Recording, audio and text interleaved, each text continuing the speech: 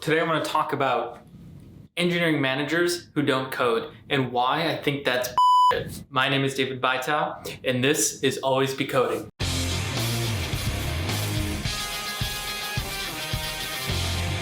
So here's the thing that's been bothering me for a while. There's this thing where when you are successful, when you're a good coder, or you get promoted and you get promoted because you're able to build things well, that somehow you should go into a role where you don't code anymore, where you're a manager, where you're at worst a people manager, where your job is help foster the career of others and to play the role of the top engineer in a given team. And yet also it's oftentimes we find these people who they don't code anymore. Either they don't want to code anymore, in which case that's bullshit. I don't understand that. This is what got you here in the first place. I assume you're good at it because you loved it, and so why would you want to stop doing it? I certainly don't want to stop doing it. In every role that I've had, I worked in video games for 5 years. I was a tech lead, staff engineer at Google. I was a director of infrastructure and a head of a product at Square. Had a few companies of my own. I was CEO and then worked at Postmates, and it was VP of engineering there. And then I was at Snapchat and at Bridgewater, all these places. And I still coded no matter what. There were periods when I coded less, times less frequently than other times. There were times when maybe I was focused on product, or maybe I was focused on architecture, but I was still doing things that kept me relevant and made sure that my team knew that I had the chops, that I was able to do the work. And I would find ways to invent time to do that. And I think that the best engineers, especially the best engineering leaders, do that. They stay relevant, they sit with their team, and they do the work. Of course, you have to do one-on-ones.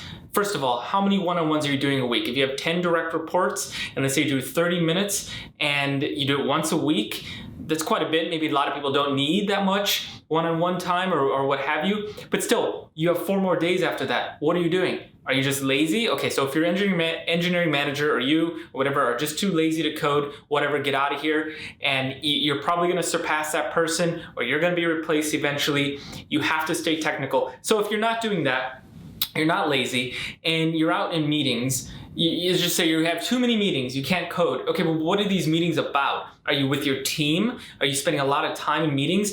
That's just pulling them away from the work that they should be doing in the first place. Or you're not planning things out properly so that people can sit down and get shit done. You're not providing that direction. All right, so if you're not in meetings with your team, you're in meetings with other teams or other engineering managers. What are you doing in that situation? Are you just talking about the work? You're probably making up work that's not going to get done anyway because you're not there to help drive things forward. And so this is why I say it's important to aggressively cut down on meetings and make sure you're spending the time sitting there with your team. If your team is often looking at your desk and sees you're not sitting there and they're wondering where you are, that's a big problem. And so, okay, fine. Let's say you're not doing that and you're spending time at your desk, but you're having to, redesign documents or create design documents. Good. That's great. Still, you should be able to find time to code, because if you're playing the role of architect, a true architect is actually, coming up with solutions to problems, having the foresight to plan ahead about how things should be built in a sustainable and robust way, and also proving out solutions such that when comes time to execute on these things, that there's a lot of guidelines already laid out. And to get to that point, you don't do that in a vacuum. You have to validate things either through prototypes or spikes. Let's say you're building a search engine.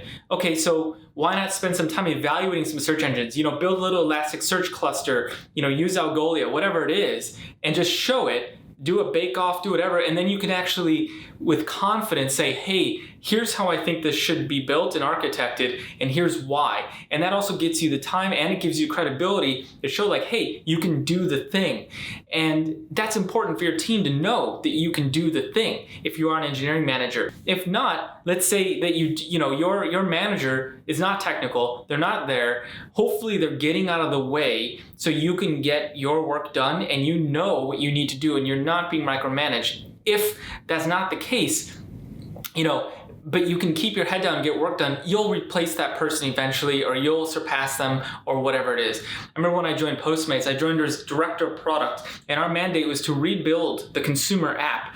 And this was a small team, and we were meant to grow the team. There was already a director of engineering, and I just didn't know what he did with his time because he was in meetings all the time. I remember the first week I had to wait 3 days before I could even get 30 minutes with him. We're on the same team. I was director of product coming in to help do the thing and get this job done and build something. And he couldn't make time for me, and I just didn't understand that. Anyway, no matter. Very quickly, I built some prototypes, I did some stuff, and within I would say a month, he was off the team, and I assumed the role of head or VP lead of product and engineering for that team, and we moved forward and we shipped a great product. So, I never want that to happen to me. I hope as you get promoted, you become an engineering manager, you fight ruthlessly for still being able to find time to code, or at least do code reviews. If you're not doing code reviews, God help you. I don't know what you're doing with your time. You have to stay close to the action with your team.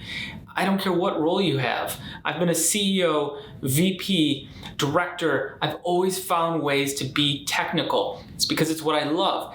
And if you say you can't find the time, you have to invent time. That means you spend time outside of work doing the thing. You spend time at home building prototypes. Maybe it's your own side project. I don't care. You need to be able to have the chops, be able to talk with your team about relevant technologies, talk about things you're working on the side, or somehow get in and fix some bugs. Now, if you say, it's too hard, you have to set up the tooling and your laptop you don't have an engineering laptop, that's all bullshit.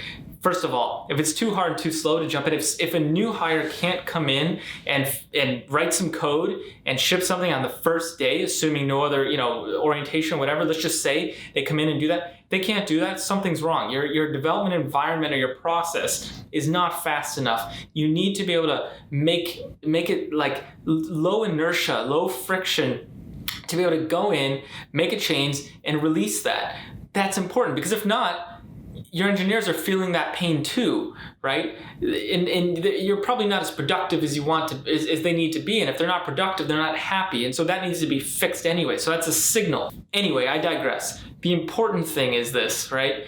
If you're not an engineering manager, or you might be soon, or you are, and whatever it is, make sure that you still find time to code. There's nothing that says that just because you start managing people that you're not allowed to do the thing, right? They're there to help you and to help make time for you to do the things you think are important. And then number 2, if you are a manager and you're not coding, why? Ask yourself why. Are you in too many meetings?